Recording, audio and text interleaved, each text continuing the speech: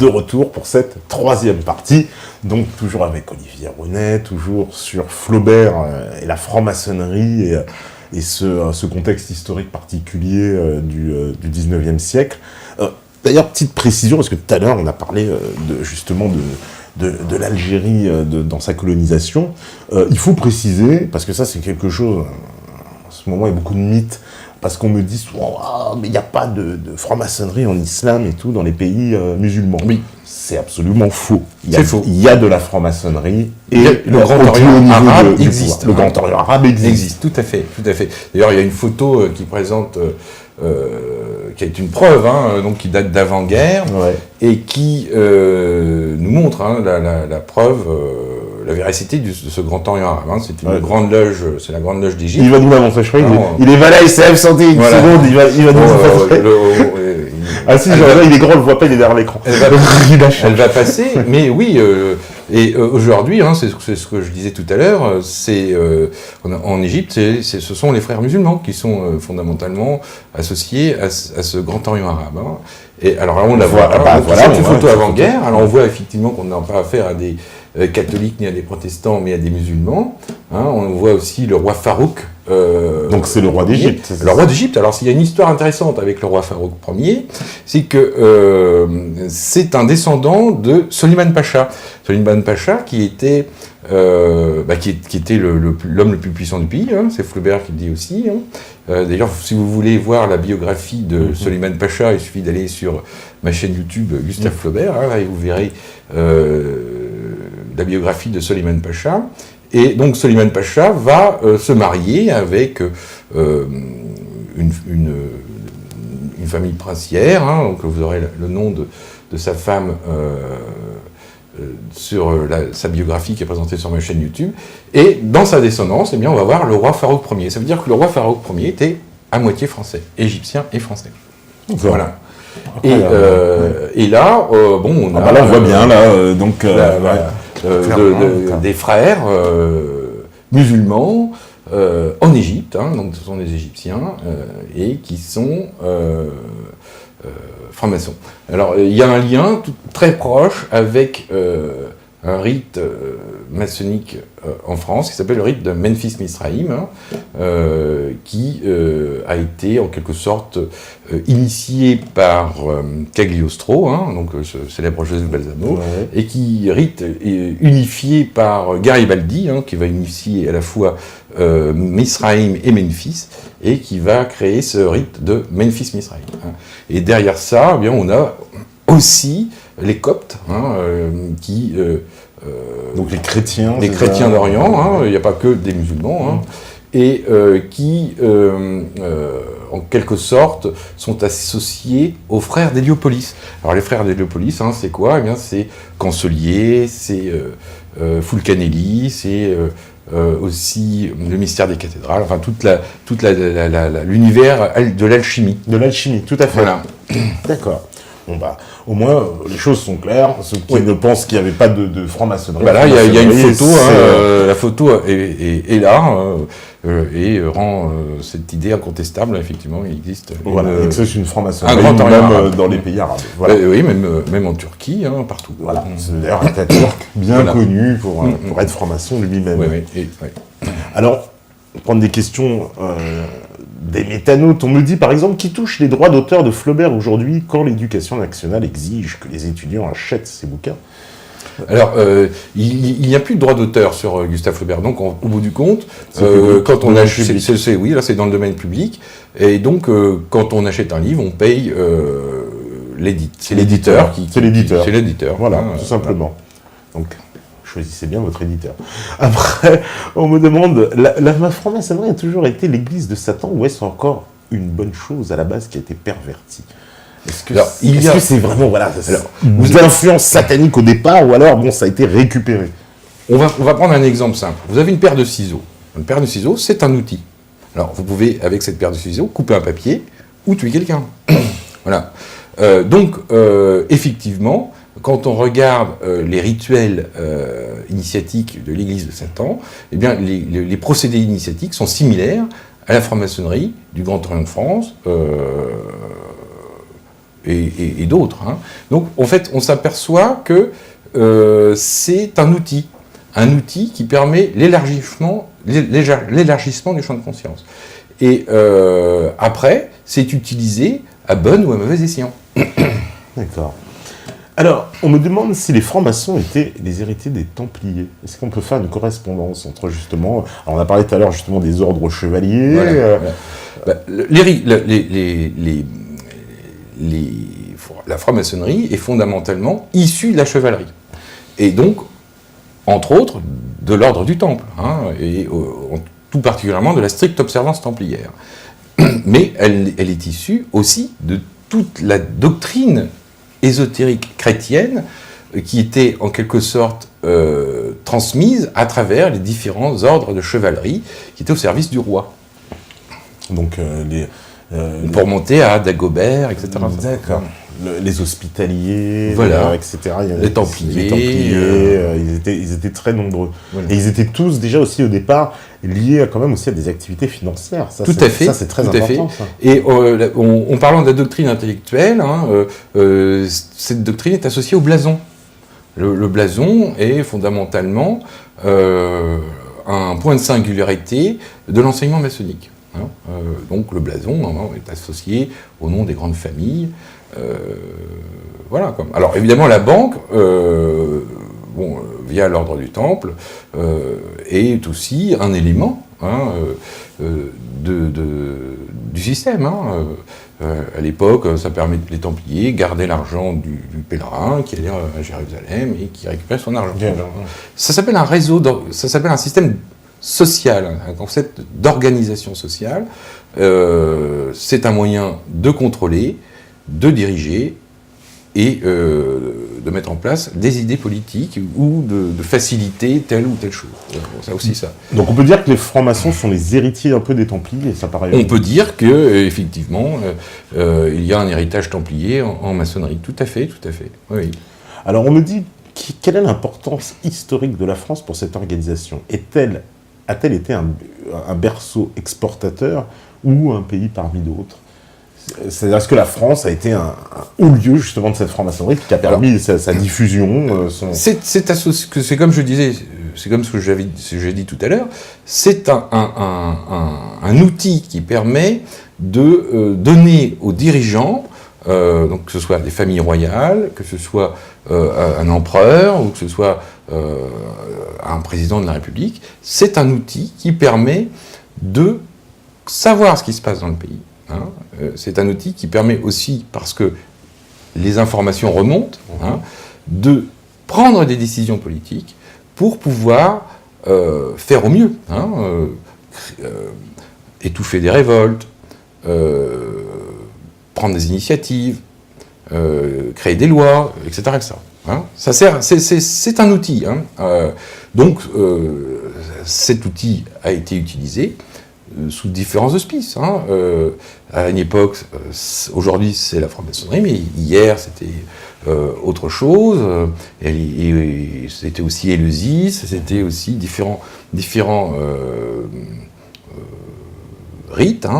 Il y a le professeur Lozakmer donne une belle définition sur la mystique de ces mouvements. Il parle de gnose transhistorique, mais ce n'est pas qu'un système sacerdotal, c'est aussi un système de contrôle du pays. C'est d'une république, d'un empire, d'une royauté. C'est pour ça que, par exemple, tout à l'heure, on en a passé à la pause des images qui montraient une cérémonie en Afrique. L'Afrique, elle, est aussi, alors là, du nord au sud, complètement maçonnisée. Tous les présidents africains sont francs-maçons, ils ne cachent pas leur appartenance. Et d'ailleurs, ils sont souvent les chefs de loge dans leur propre pays. Oui, mais en même temps, ça s'explique. Je retrouve ce que je viens de dire à l'instant. En étant au patron de la maçonnerie dans son pays, en ayant un réseau, une toile d'araignée étendue sur tout le pays, on sait ce qui se passe. Donc, quand on sait ce qui se passe, on peut savoir qui est dangereux, qui est subversif, qui va pouvoir aider le pays, qui fait quoi ? Qui fait quoi ? Et à partir de là, eh bien, on gère, on agit selon des informations politiques, les informations, c'est le renseignement, c'est un service de renseignement. Et à partir de là, il y a des actions qui sont menées. Alors, si le gouvernement est corrompu, bien évidemment, tout le réseau est corrompu. Voilà. Oui, en plus, comme le chef du réseau, le chef du gouvernement, c'est un peu pratique. Alors, on me dit, prête-t-on trop d'importance à la franc-maçonnerie ? Est-ce qu'ils ont l'influence qu'on leur prête, ou justement, peut-être qu'on leur prête pas assez d'importance alors que je répète ce que je viens de dire, c'est pas une affaire d'importance, c'est un outil. Hein ? Donc, la franc-maçonnerie, en tant que telle, a un rôle qui est proportionnel à celui qui dirige. Celui qui dirige va l'utiliser soit dans un sens, soit dans l'autre. Hein ? D'ailleurs, il y a un paradoxe avec le mariage pour tous. Hein, le président de la République sait très bien, via, entre autres, ce réseau maçonnique, que c'est une aberration de faire passer cette loi, puisque ça va à l'encontre du plus grand nombre. Bien, malgré tout, il va faire passer la loi. Donc, ça peut servir, hein, mais en même temps, peut-être que derrière, il y a des volontés politiques qui vont contrarier le peuple, parce que ce qui compte, ce n'est pas, au bout du compte, l'intérêt du peuple, mais l'intérêt d'une politique, du dirigeant. Hein. Donc, en tant que telle, la maçonnerie, s'il n'y a pas un pouvoir qu'elle va servir, ça n'est rien, hein, ça n'existe pas. L'intérêt de la maçonnerie, aujourd'hui, elle est associée au pouvoir. C'est le pouvoir qui l'utilise. Voilà. Alors, c'est pour ça que dans l'histoire Mariage pour tous, dans cette affaire, on a vu tous les pays au même moment proposer la loi. Parce que donc, ça veut dire qu'il y a un consortium international. Hein, et qu'on se moque de l'intérêt général. Et même en ayant l'information, hein, parce que le président de la République avait l'information qu'a priori la pilule passerait mal, parce qu'il a à son service la franc-maçonnerie. Hein. La franc-maçonnerie ne peut pas être hors la loi. C'est pas possible. Hein. Elle est dans le sens de la loi. D'ailleurs, pour être franc-maçon, il ne faut pas avoir de casier judiciaire. Il faut être libre et de bonne mœurs. Hein. Donc,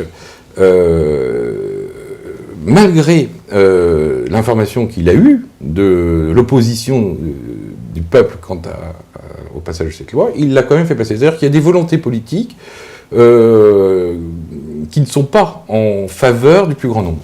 Hein, malgré, et à partir de là, on peut se poser la question de la validité d'un quelconque humanisme au sein de la franc-maçonnerie. Hein, la franc-maçonnerie n'est pas faite pour être humaniste, elle est faite pour être au service d'eux.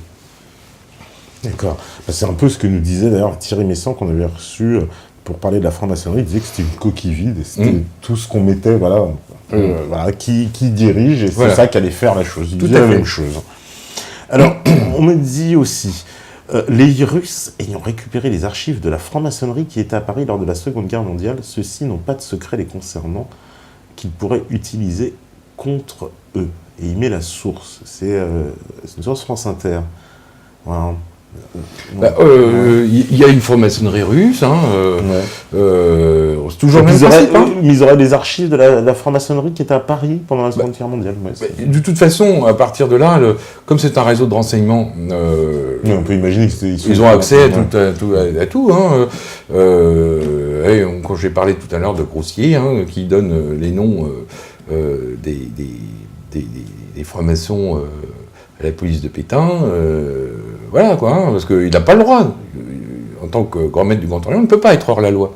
Donc si la loi sait de supprimer la maçonnerie, ils sont obligés de donner les noms, de faire allégeance, parce que ce ne serait pas dans les règles, hein, de la franc-maçonnerie. Et donc, à partir de là, de toute façon, on est sur un effet réseau, donc la maçonnerie russe, la maçonnerie du Grand Orient arabe, la maçonnerie du Grand Orient de France, la maçonnerie d'Angleterre, etc. Même s'il y a des luttes internes pour prendre le contrôle du réseau, l'information circule. Voilà, là on voit les images par exemple d'Africains qui font une cérémonie maçonnique. C'est un peu un mélange des genres, des fois on a l'impression. Alors, on me dit, les chevaliers du Temple et l'ordre du Temple, les héritiers de Jacques Molay, ils sont toujours présents en tant que Templiers, indépendamment des autres sociétés secrètes. Il y en a qui disent ça, que les Templiers aujourd'hui forment une société secrète. Oui, alors moi j'ai très bien connu le grand maître de l'ordre du Temple, qui était aussi franc-maçon, martiniste, etc. etc. Il n'y a pas vraiment d'autonomie dans la mesure où l'organisation... Il faut savoir que toute association de loi de 1900 est contrôlée par la police. Et au sein... et ces organisations sont reliées entre elles. Et il n'y a pas vraiment d'autonomie de l'ordre du Temple, il y a la franc-maçonnerie, il y a ceci, il y a cela.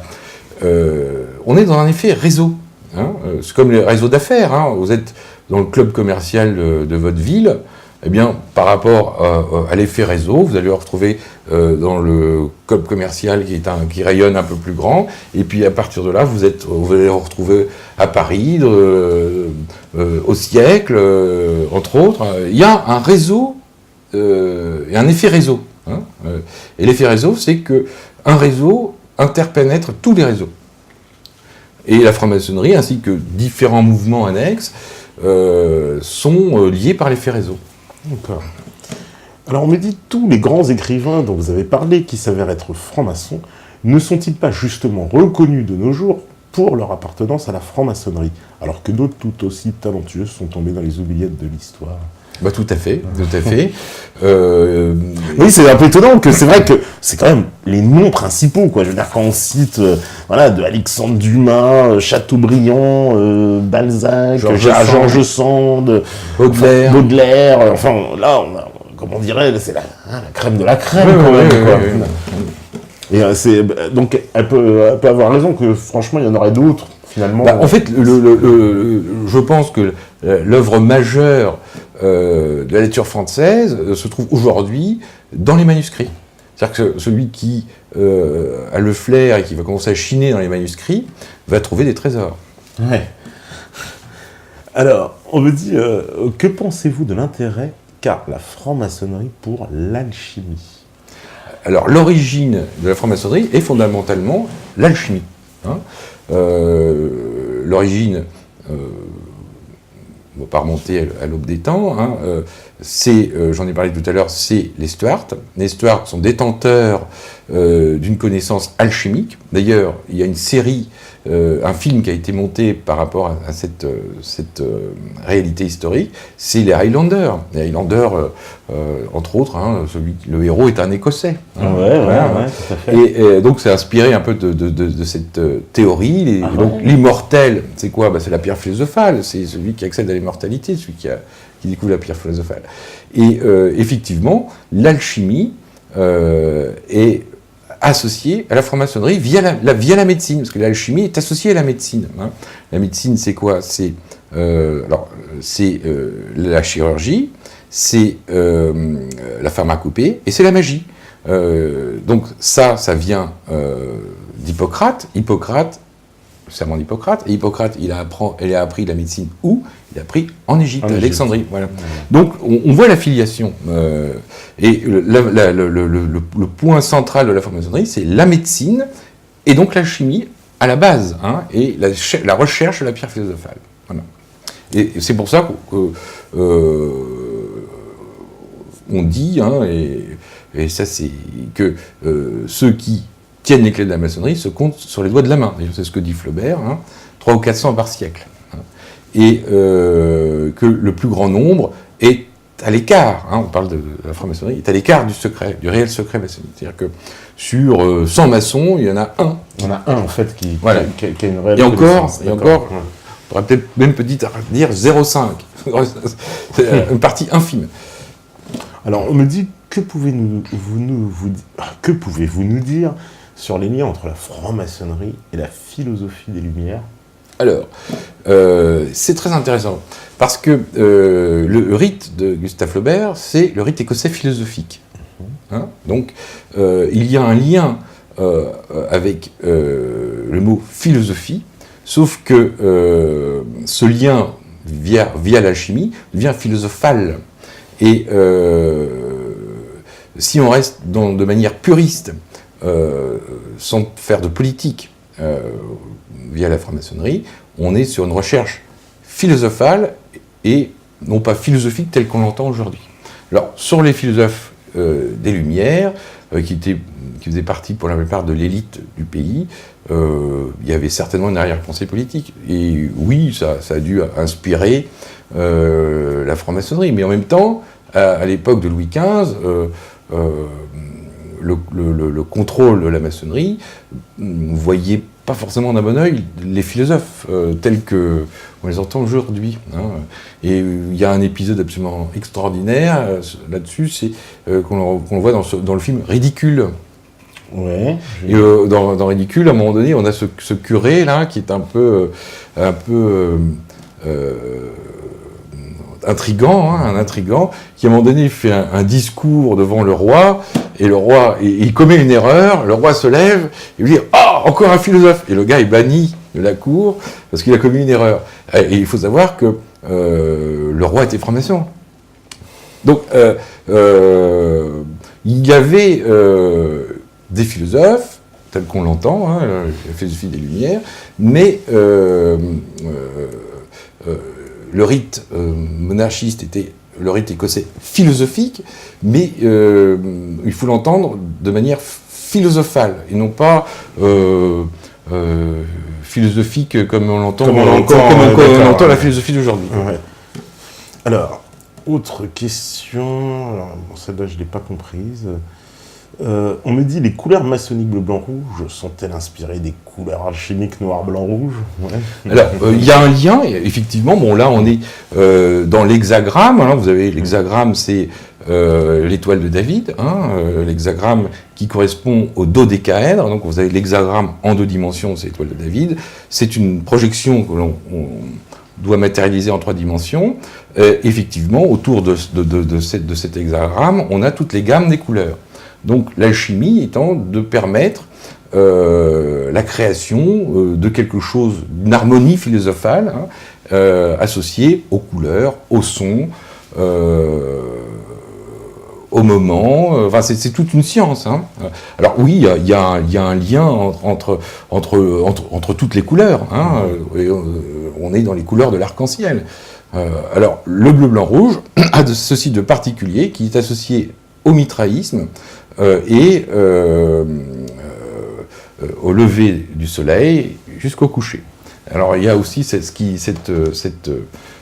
photo qui est très intéressante, qui est derrière le livre. Ouais. On voit que effectivement c'est lié aussi à la chaleur, à des lois naturelles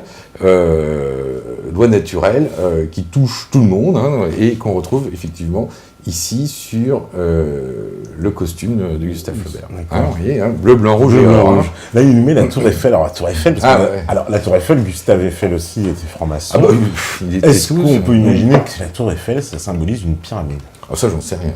Non.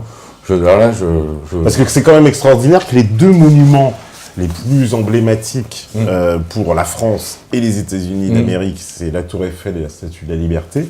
Et ces 2 monuments qu'on pourrait dire d'inspiration maçonnique. Bah oui, parce que la tête de la Statue de la Liberté, c'est une divinité mitraïque. Voilà, c'est une divinité mitraïque, donc qui apporte la lumière. Voilà, en plus, il y a tout le concept porteur de lumière, Lucifer, etc. Exactement, oui. Ouais. Alors, il y a un truc très intéressant par rapport à Lucifer, c'est alors là, on est dans la construction des cathédrales, et souvent, entre autres à Rouen, on a le gros horloge.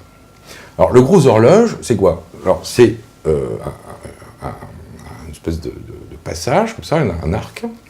Vous avez au milieu du gros horloge une horloge astronomique. Une horloge astronomique. Le mécanisme de cette horloge astronomique se trouve dans une tour.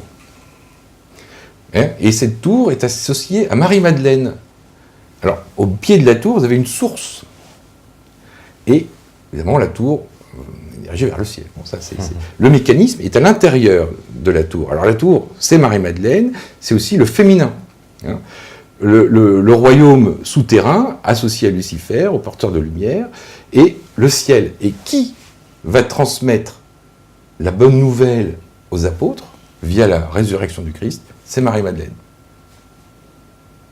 Donc, tout ce processus du sacré, donc, qui relie la terre au ciel, donc la victoire de la vie sur la mort, associée à la personnalité du Christ, on la retrouve dans ces architectures sacrées, avec la tour de Magdalène, hein, qui est associée à cet événement où le Christ se présente à Marie-Madeleine, elle va pour le toucher, il lui dit « ne me touche pas », et il lui donne cette mission de transmettre aux apôtres sa résurrection, et à partir de là, les apôtres reçoivent la lumière.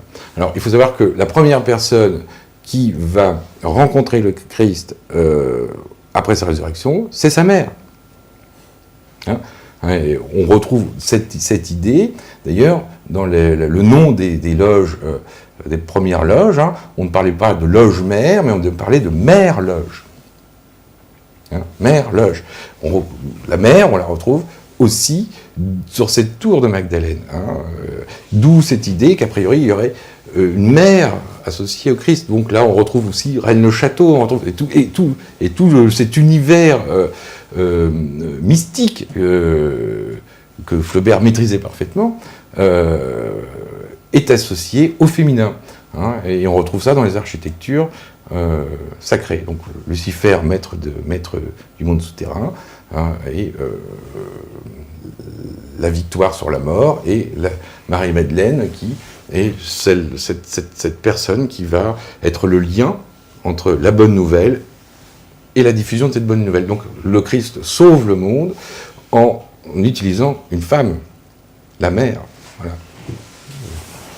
Alors, on me demande si il était exact que les Illuminés de Bavière ont fait tuer l'archiduc François Ferdinand pour démarrer la Première Guerre mondiale. Alors là, c'est tout à fait possible. Parce qu'il y a des informations dans ce sens, hein, parce que oui, celui qui avait tué l'archiduc, il semblait-il, était la secte des Illuminés, hein, est associée à un mouvement alchimiste qui est bien antérieur à Adam Weishaupt. Hein. Elle est associée à l'origine de la franc-maçonnerie. Hein. Cette franc-maçonnerie reconstruite par Louis XV, elle est à Marseille, donc la mère loge de Marseille, mais elle est aussi à Avignon, où il y a les Illuminés d'Avignon, et les Illuminés de Bavière, les Illuminés en Italie. Et tout ça est associé à la franc-maçonnerie. Donc on ne peut pas vraiment dire qu'il y a infiltration des Illuminés via la maçonnerie, puisque c'est un seul et même réseau. D'accord. Parce que le tueur de l'archiduc faisait partie d'une société qui s'appelait la Main Noire. Oui, bah alors après on est sur les Carbonari, on est sur toutes ces sectes révolutionnaires qui, pour déclencher la guerre, s'organisaient correctement. D'ailleurs, George Sand en parle, hein, en parlant de la secte des Illuminés, d'ailleurs. Hein, elle dit, hein, ceux qui font la guerre, la paix, qui châtient les méchants, qui récompensent les gentils, etc. Bon, c'est dans Consuelo, ce roman de George Sand. Hein. Il suffit de lire ce roman, pas la peine de chercher des sites complotistes. Un livre de George Sand, Consuelo, et tout ça, vous l'avez. Vous l'avez aussi.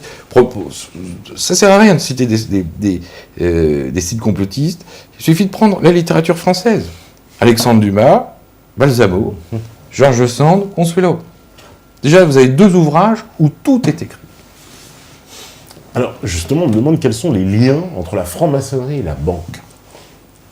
Ils sont intimes. Ils sont très étroitement liés. Ouais, surtout avec l'industrie, surtout avec ce qui s'est passé dans l'histoire de France. Quand les Rothschild payent la dette de la France après la guerre de 70, ils prennent le contrôle. Ah oui, parce qu'après d'accord. Après la guerre de 70, la France doit signer la paix avec l'Allemagne, et dedans, évidemment, l'industrie et la banque, quand elle devient le patron, hein, elle prend le contrôle du réseau. Hein. Alors, si demain, on se retrouve avec un autre mode politique ou une autre forme de pouvoir, ce sera ce pouvoir qui prendra le contrôle. Mais aujourd'hui, oui, puisqu'on le sait, c'est l'argent qui dirige, hein, oui, c'est la banque qui a pris le contrôle du réseau. Et on l'a déjà avec cette histoire qui apparaît après la Première Guerre mondiale, qui correspond d'ailleurs à cet événement où les archives du père Enfantin sont accessibles au public, à ce moment-là, parce qu'avant c'était gardé secret. On a ce mode oligarchique ce mode politique oligarchique qui s'appelle la synarchie d'empire, et la synarchie d'empire, c'est ça, c'est la banque. Et là, on peut aller beaucoup plus loin. Ce n'est pas le contrôle de la franc-maçonnerie, c'est le contrôle de tous les réseaux. De tous les réseaux. Le système synarchique contrôle tous les réseaux. Parce que grâce à l'argent, grâce à la banque, elle peut financer, organiser, diviser, rassembler. D'accord. On me dit pourquoi les francs-maçons attachent-ils tellement d'importance aux civilisations anciennes, particulièrement l'Égypte, hein, en fait. Ils sont très, évidemment, on voit qu'il y a une fascination même pour l'Égypte ancienne. Ouais. Alors, Mithra, c'est perse, hein, Mithra. Voilà, là c'est perse, mais on peut aller beaucoup plus loin. D'ailleurs, c'est une théorie qui a été mise en place par Cheikh Diallo, je crois que c'est ça. Oui, Cheikh Diallo. Les pharaons noirs. Ah non, Cheikh Anta Diop. Cheikh Anta Diop, voilà. J'avais un Cheikh Anta Diop, mais en avant une théorie qui était soutenue entre autres par les chercheurs qui ont accompagné Napoléon Bonaparte en Égypte. Hein, c'est que au-delà de la civilisation égyptienne classique, il y avait une civilisation antérieure située en Éthiopie et associée aux pharaons noirs. Donc on est sur et d'ailleurs il y a un monsieur qui s'appelle Dabadi, hein, qui a fait des recherches, il suffit de regarder sur Google, hein, Dabadi, et il passera 12 ans de sa vie en Éthiopie justement pour aller rechercher les origines de la civilisation. D'accord. C'est pas l'ancêtre à Jean-Loup. Non. Je rigole. Il y a un château qui s'appelle le château d'Abadia qui est sa demeure, d'ailleurs qui a été construite sur les plans de Viollet-le-Duc. Ah, encore un franc-maçon, celui qui a refait Notre-Dame, etc. Tout à fait. Hein, voilà. Quelqu'un de très influent. Alors on me dit, Monsieur Rounet, la maçonnerie a tissé aujourd'hui un réseau plus qu'influent. Premièrement, est-ce une spécificité ou exclusivité française, incluant la France-Afrique? En gros, trouve-t-on des maçons dans le monde entier? Est-ce que c'est... Parce qu'aujourd'hui, la toile, elle est... c'est comme je disais, c'est un outil. Donc, elle est utilisée par pratiquement tous les gouvernements. Hein, on se trouve dans tous les pays du monde. Voilà, dans tous les pays du monde, tout à fait. Et donc, oui, partout. Et si ce n'est pas un réseau maçonnique, ce sera un réseau qui portera un autre nom. Mais le réseau est important pour le pouvoir. Un réseau secret est essentiel, parce que ça permet de savoir ce qui se passe. Ça permet d'être au courant et d'agir. Donc, oui, la maçonnerie, qui est un réseau qui fonctionne, est au service des États. Voilà. Donc on ne peut pas vraiment parler de complot maçonnique, puisque ils sont au service des États. Le complot ne peut se passer qu'à l'intérieur du réseau, à travers des batailles de pouvoir, et éventuellement, c'est là où il peut y avoir un complot, à l'intérieur de la franc-maçonnerie. Mais en tant que telle, la maçonnerie ne peut pas faire de complot, puisqu'elle est au service du dirigeant, du roi, de l'empereur, etc. D'ailleurs, la déclaration de Hollande, c'était oui, on ne peut pas diriger la France. Sans la franc-maçonnerie. Sans la franc-maçonnerie, on peut pas diriger la France. Et au bout du compte, c'est vrai, oui. Il valide tout ce que je viens de dire. On ne peut pas diriger la France sans la franc-maçonnerie, tout à fait. On me demande, c'est quoi leur but ultime quel est le but ultime de la franc-maçonnerie? On a bien compris qu'il y avait transformer, modeler la société, effectivement. Alors, je ne sais pas à quelles règles ils obéissent, hein, je ne suis pas dans le secret, mais on voit bien qu'il y a une volonté, effectivement, d'aller vers quelque chose, en tout cas. Non dans ce que je viens de dire, j'ai dit qu'au bout du compte, c'est un outil. Donc, par exemple, moi, une fois, j'ai assisté à une réunion, et dans cette réunion, il y avait une question, doit-on initier les femmes? Bon. Eh bien, on s'aperçoit que les questions qui sont posées aux loges sont des questions quasiment bidons, que de toute façon, les décisions sont déjà prises en lieu, et que, au bout du compte, on ne peut pas vraiment dire que les francs-maçons sont à l'origine de ceci ou de cela, puisque déjà, ceux qui sont vraiment maçons, on les compte sur les doigts de la main. La plupart n'ont pas de culture générale suffisante pour pouvoir valider ou non une loi. Hein. Donc, leur avis compte pour du beurre, hein, ou alors on va les écouter, merci, très bien, comme les sondages sur Internet, que je sais là. Hein, hein. Et tout est déjà décidé en amont. Hein. Et la question, elle est là pour valider ou pour renforcer une décision qui est déjà prise. Donc on ne peut pas vraiment dire qu'il y a une volonté sinon ce serait inquiétant. On aurait donc des gens qui n'ont pas de culture générale, qui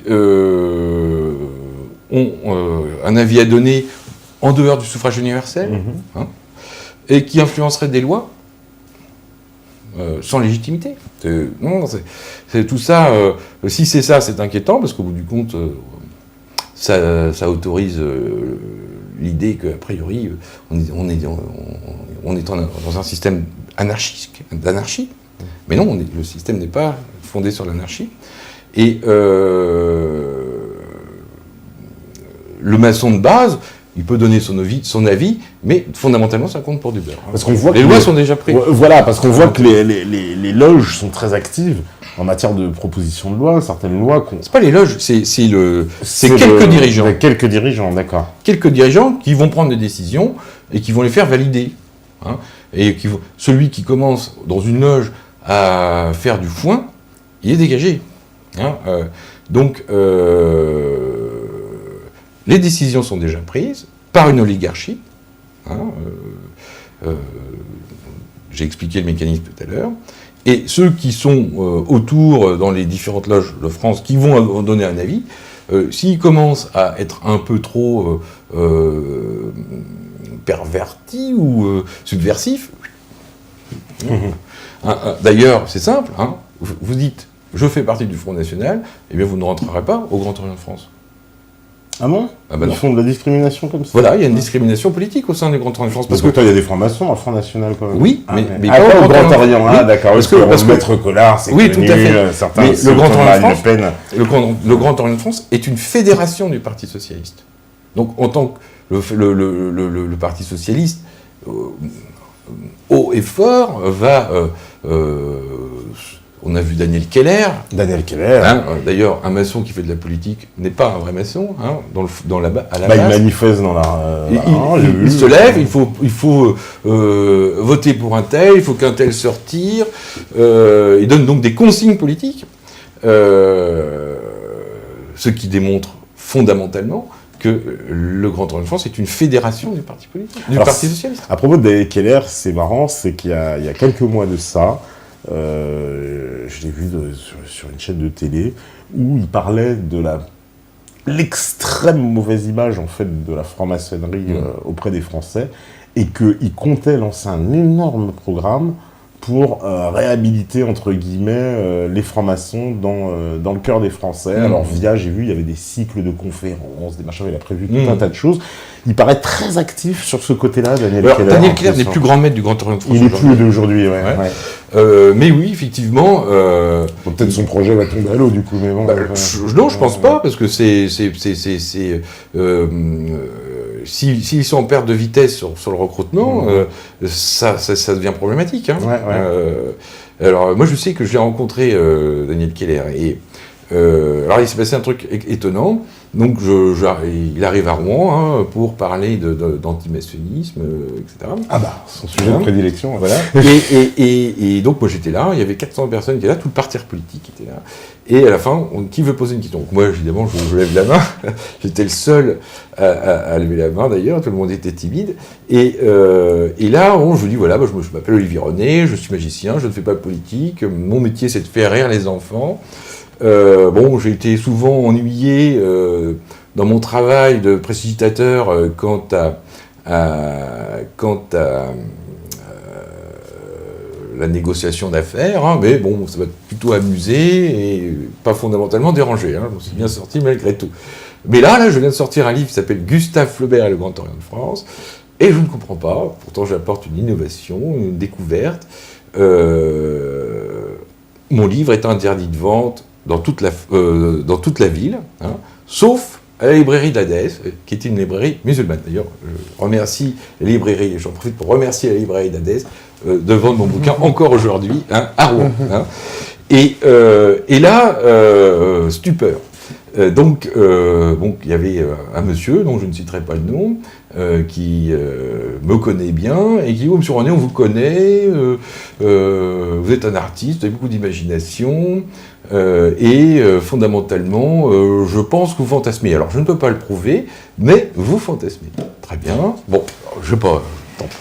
normal. Facile, hein. Il n'a pas à prouver, mais vous fantasmez. Là, c'est facile. Ça s'appelle bien joué, bien joué. Hein. Rien à redire. Et là, Daniel Keller, qui lui ne me connaissait pas, se dit quoi, Flaubert franc-maçon, c'est pas possible et tout. Donc il se questionne. Et puis il a quand même, c'est quand même un monsieur qui a de l'empathie et de l'intelligence, hein, qui a une ouverture d'esprit. D'ailleurs, c'est lié à son initiation. Et il comprend tout de suite que ce que je dis est vrai. Et là, il lance le pavé dans la mare. Il dit Monsieur René, le Grand Orient de France va publier votre ouvrage. Alors là, tout le monde se lève, enfin, bravo, tout, sauf le maire de Rouen, qui lui fait un malaise. Non. Il fait malaise. Et là, il commence à faire, et c'était à lui de faire son discours, et là, impossible de développer un mot. Il était complètement désarmé par rapport à l'engagement, parce que Daniel Keller venait de s'engager devant 400 personnes. Hein. Donc, tout le monde le rassure et tout. Et à la fin, donc, Daniel Keller m'avait demandé d'aller venir chercher sa carte de visite. Donc je viens chercher la carte de visite. Et qu'est-ce qui arrive? Les poings levés, le maire de Rouen, furieux, en public, hein, donc je n'invente rien. Oui, c'est un complotiste, c'est faux, machin truc. Et calmez-vous, monsieur le maire, vous voyez, regardez. Alors, est-ce que j'ai inventé? Sauf que là, lui, il s'entendait pas.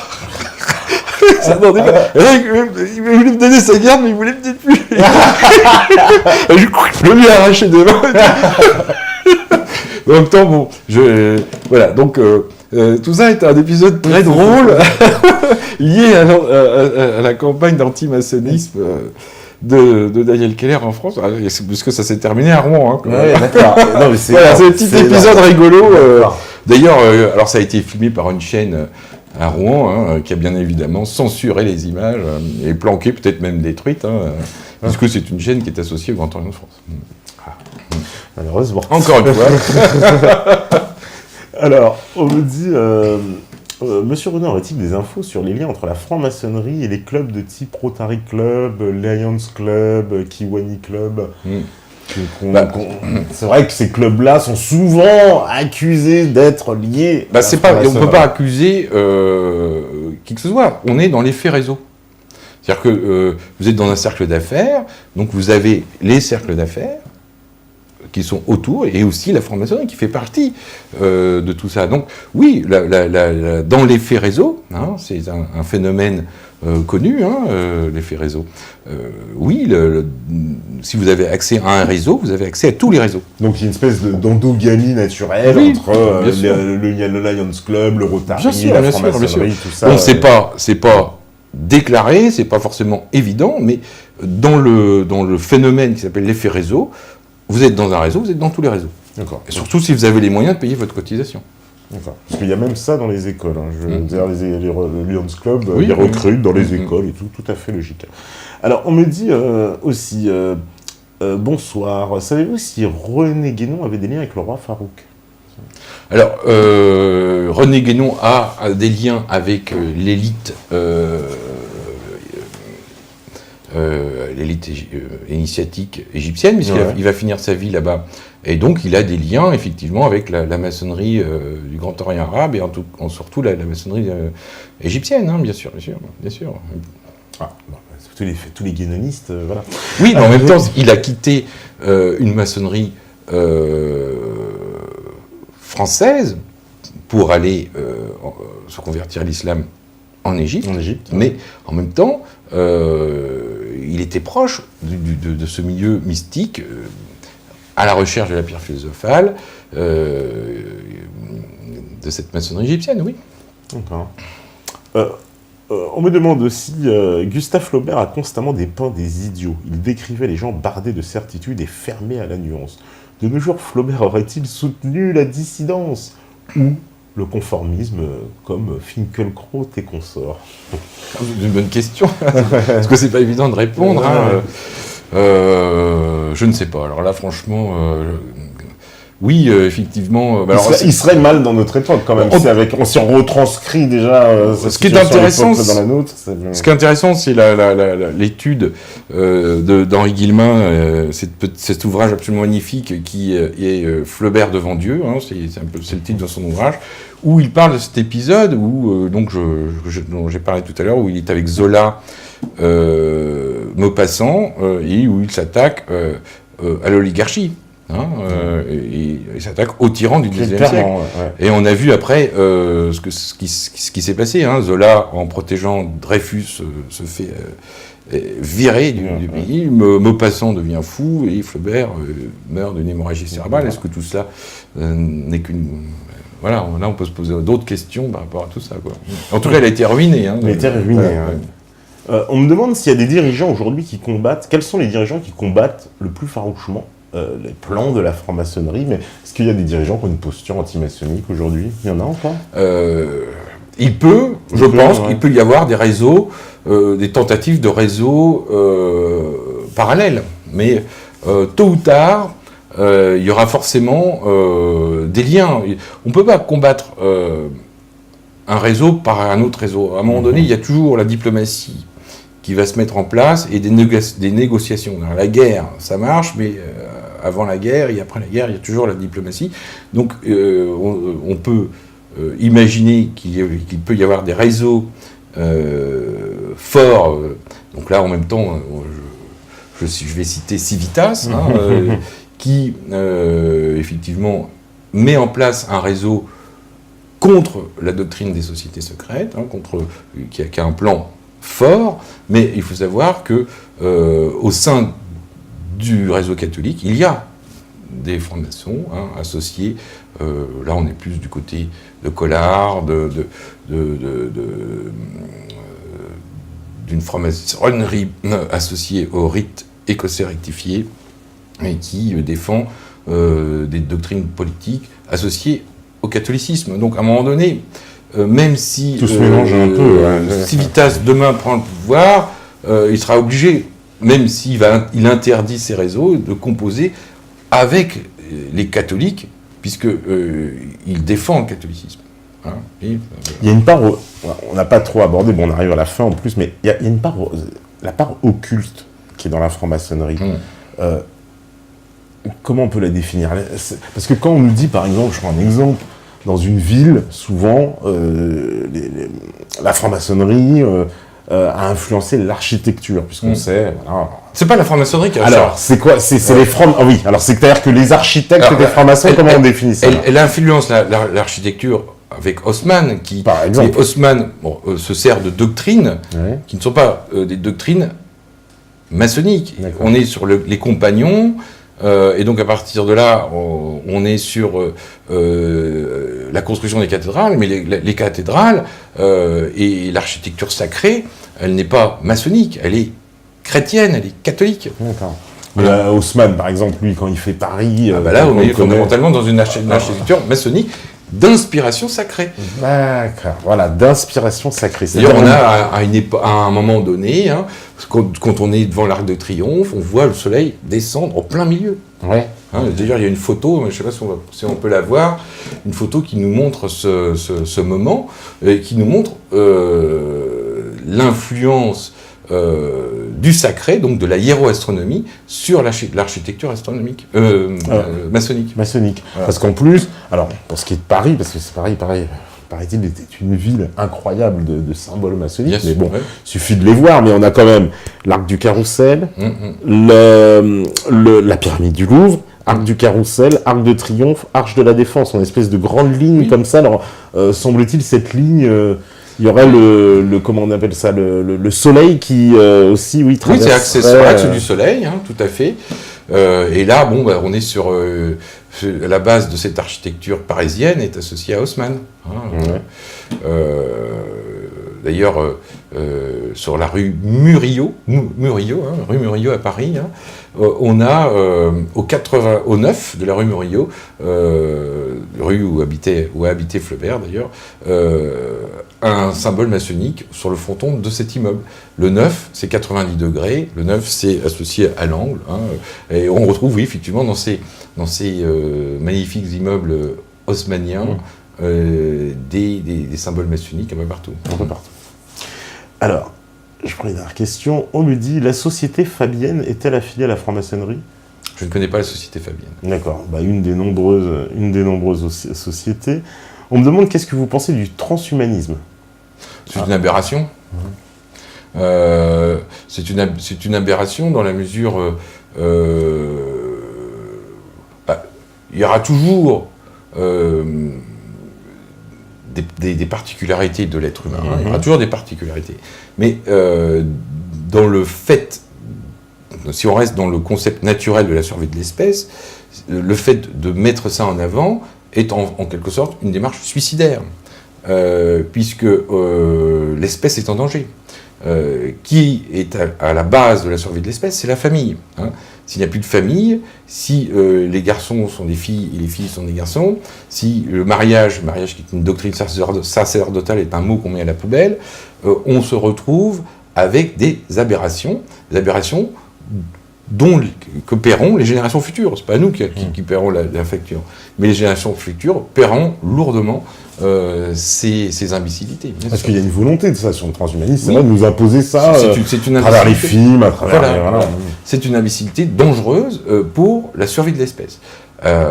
Maintenant, il ne faut pas faire d'homophobie, il faut respecter les différences, hein, mais pour la survie d'une civilisation et de l'espèce, il faut bien considérer qu'il y a deux sexes opposés et qu'à partir de là, il y a la vie qui va naître. Hein.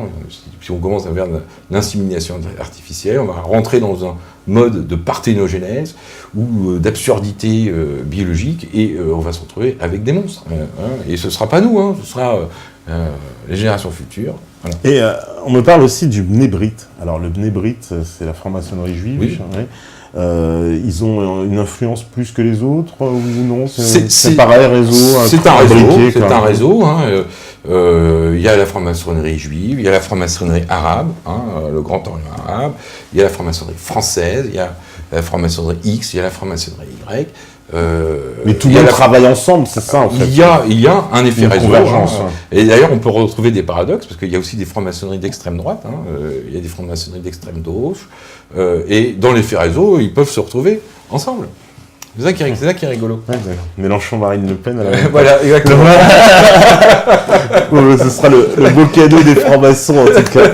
Eh ben, merci beaucoup, Olivier Rounet.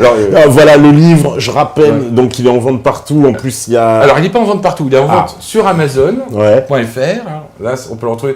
Il est en vente à la librairie française, donc je fais une signature le 8 pour, si les gens veulent me rencontrer à la librairie française. Il est aussi en vente à Rouen, à la librairie d'Hadès. D'accord. Voilà. Et donc, dedans, je précise, il y a un DVD. Oui. Et en plus, il y a les QR codes. Voilà, Très- alors c'est ça. alors, C'est plus qu'un ouvrage, c'est Voilà. un multimédia. Donc, Exactement. il y a donc ici ce DVD, qui est la conférence que j'ai présentée au musée Flaubert sur le Saint-Simonisme en Égypte. C'est à voir avant la lecture du livre, et pour commencer chaque chapitre, eh bien, il y a un lien internet, soit via QR code, soit via un QR code, soit Via l'adresse. un lien.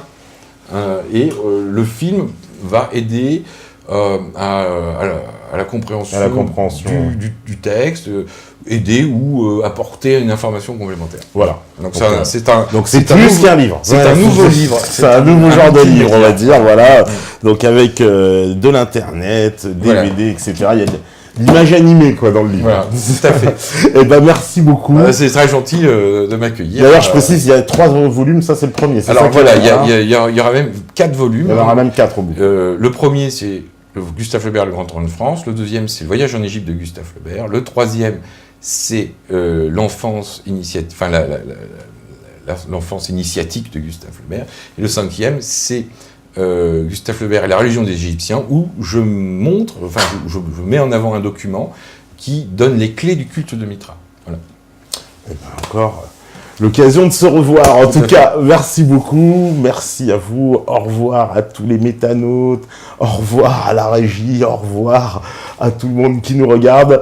On se retrouve normalement mercredi, si tout va bien. En plus, mercredi, on va reparler de Adolphe Thiers et de John Law avec Pierre Jovanovic. Donc, on va revenir encore sur Adolphe Thiers. En tout cas, vous savez très bien que forcément, si vous écoutez ce message, c'est que vous êtes la résistance. Ciao, ciao tout le monde.